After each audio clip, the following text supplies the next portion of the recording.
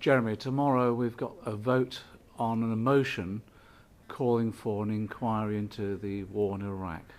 What do you think should happen? I think we should support this motion, even though it's come from the Conservatives who actually supported the war. Their motion is entirely in order. It calls for an inquiry into the Iraq war. The government said there would be an inquiry when all troops had been withdrawn. There is now a timetable for withdrawal, and that should go ahead. And what needs to come out in this is what papers were put to the Cabinet, what legal advice was put to the Cabinet, what intelligence was put to the Cabinet, what was withheld from the Cabinet by the Prime Minister or somebody else, and also why the government, having been defeated by the Information Commissioner on the release of all the papers, then invoked national security rules, a very convenient little ruse that, in order to prevent the publication of crucial documents. We need to know the truth. 500,000 Iraqis have died. The world has been set aflame by this dreadful conflict. 4 million Iraqis are in exile. This is a terrible story, and the truth is going to come out one day. Why do you think the government's opposing an inquiry?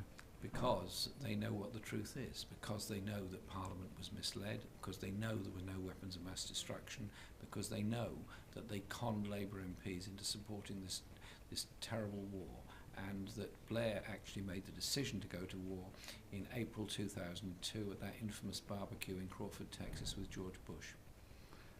The relatives of some of the soldiers who've lost their lives in Iraq will be here tomorrow. What do you think they'll be saying to MPs? Reg Keys and others are coming tomorrow. What they're going to be saying is, our sons died in Iraq. Our sons died for what?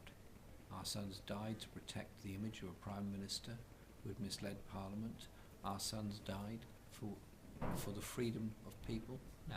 What they're going to be saying is, our sons died for the vanity of politicians. Thanks, Jeremy. And let's hope tomorrow Parliament will have sense and will have a proper inquiry. If the vote doesn't go in favour of an inquiry, what's the next step? We'll bring it up again. The Stop the War Coalition is here to stay. We're organising meetings on Iraq and Afghanistan. We're organising issues surrounding this, and we're having a big conference in April, the Stop the War Annual Conference, in which I'm tabling a motion with the agreement of the national leadership of Stop the War Coalition concerning the attacks and loss of our own civil liberties because of the wars in Iraq and Afghanistan. This is a turning point in British history. We were lied to go into a war. 500,000 and more have died, and the consequences go on forever. It's time to draw a line under it by having an inquiry, but above all, it's time to bring the troops out of Iraq and, in my view, of Afghanistan as well. This is an interview with Jeremy Corbyn on the eve of the debate on the Iraq inquiry tomorrow in the House of Commons.